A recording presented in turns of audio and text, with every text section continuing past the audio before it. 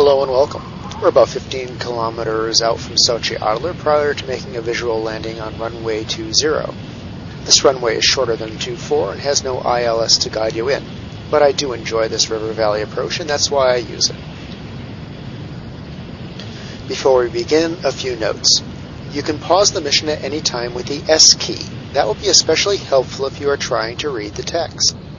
To take control of the aircraft at any time, press the Control and Q keys. To exit this mission completely, press the Escape key. Thank you. I have control. That's 20 out there just off to our right. Okay, this will not be your typical textbook approach and landing. For that, please refer to the excellent visual landing in the UPT training curriculum. Today we will use a short final. We will overfly the airbase, turn downwind, and then turn final when about 5 kilometers out and land. In any landing, visual or otherwise, you want to cross the runway threshold at roughly 260 kilometers per hour, a bit faster if you're heavy, and touch down with a sink rate of roughly 2 to 3 meters per second. Do those two things, and no matter how heavy you are, you won't break this aircraft. Of course, the devil is in the details, and reaching that point is the crux of the problem. Holding your sink rate to approximately 5 meters per second, especially toward the end of your final approach, makes for a smooth landing. In those final few moments before touching down, as you cross the runway threshold, reduce your throttles to idle, pull back gently on the stick to lift your nose or flare, and settle gently down. Okay, runway looks clear. Now runway 20 is actually on a heading of 205, so we'll fly the reciprocal. 205 minus 180 degrees is 25 degrees. So we'll fly the reciprocal of 25 degrees, out about 5 to 6 kilometers, turn final, and land.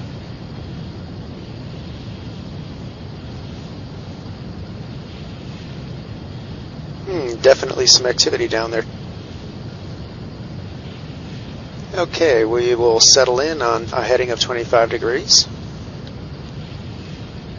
I'm going to throttle back a bit to start slowing down. And I'm climbing slightly to gain altitude with the terrain rising ahead of us. When you start your turn onto final at a range of about 5 kilometers, you want your altitude to be about 500 meters above the runway altitude. So in hilly terrain, you'll be using the barometric altimeter in order to get an accurate reading. As you notice, I've gotten rid of all the nav information on the HUD. I find it distracting. Airspeed in the high 300s. And we'll start our turn here near this village. That'll be about 5-6 kilometers out. Starting our turn now. We're roughly 500 meters above the runway. Let's make sure we clear this hill. Spot the runway early. Gauge your turn so that you are more or less lined up when you straighten out.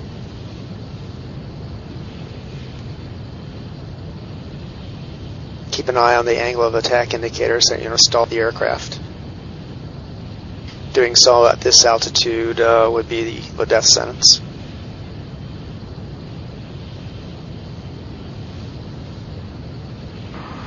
Okay, wheels coming down.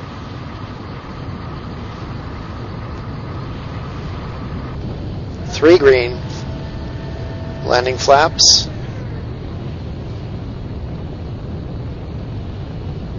Green as well. Notice that I'm not using the air brakes. I normally use them sparingly. In the event you need to abort, it's one less thing to worry about as you try to clean up the aircraft.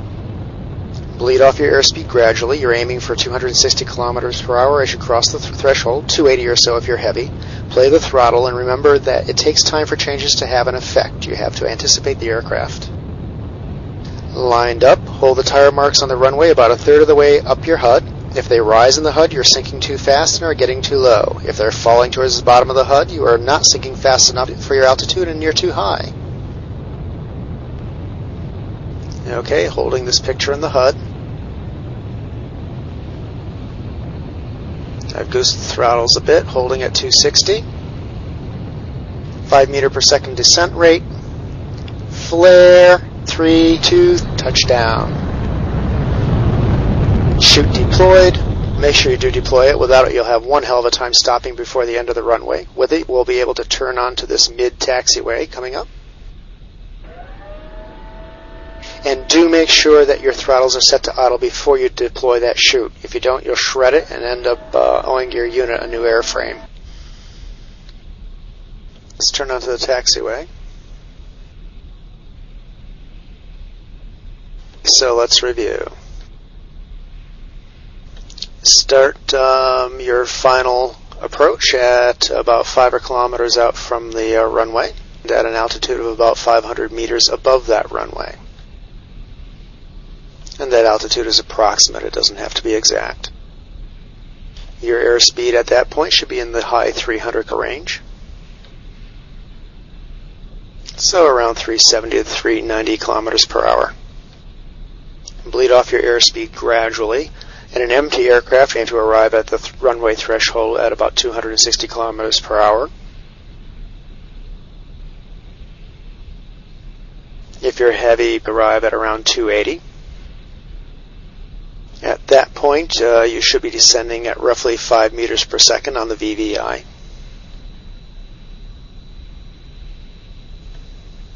Okay, let's hold here and wait for this traffic to clear.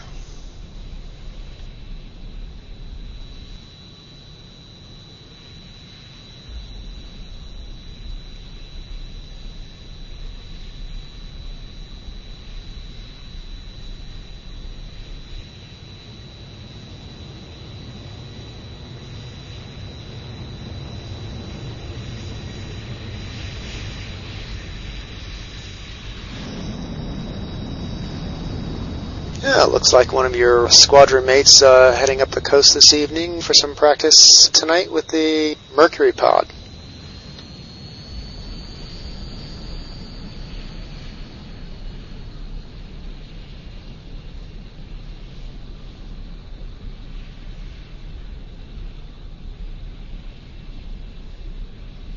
Okay, back to our review. You'll be bleeding off your airspeed gradually, crossing the runway threshold at roughly 260 kilometers per hour if you're empty, about 280 if you're heavy.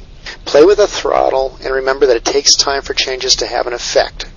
You have to anticipate the aircraft. Get yourself lined up and hold the tire marks on the runway about a third of the way up your HUD.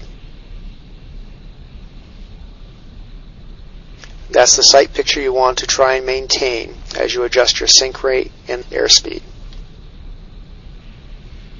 If the end of the runway is rising in the HUD, you're sinking too fast and getting low. If it's falling towards the bottom of the HUD, you're not sinking fast enough and you're getting too high. And always remember that discretion is the better part of valor. If it's not looking right, abort. Come around and try again. Looks like another one of your classmates taking off. Heading up the coast for some nighttime practice. Finally, those last few moments before touchdown are critical. As you cross the runway threshold, reduce your throttles to idle, pull back gently on the stick, and lift your nose. It's often referred to as a flare, and settle gently to the ground. Done properly, you'll touch down with a sink rate of roughly 2 to 3 meters per second. And I don't care how heavy you are, that should keep you from breaking your airframe. And the final item is to deploy your drogue chute. It stops you quickly. Without it, you'll have to rely solely on your brakes, and it'll take you one hell of a long time to stop.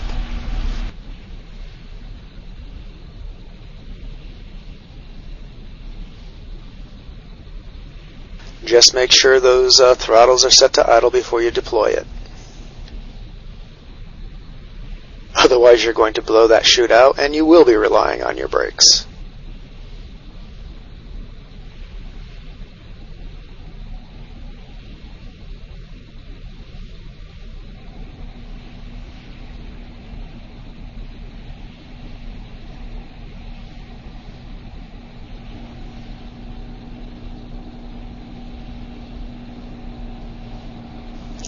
And I wonder what he's up to. Let's keep an eye on him. Ah, alright.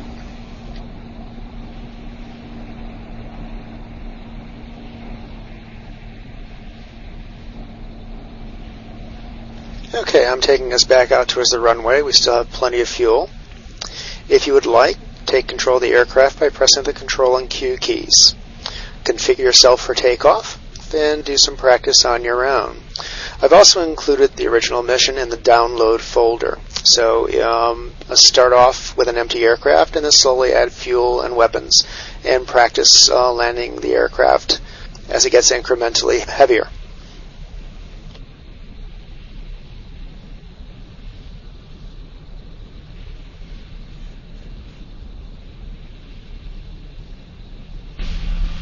And one last note, as the aircraft becomes heavier, you start setting your flaps prior to making the turn on to final, at least half flaps, less chance of stalling the aircraft that way. Do keep an eye on the angle of attack indicator in the turn. Practice and have fun. That concludes this training flight. Thank you. You have control.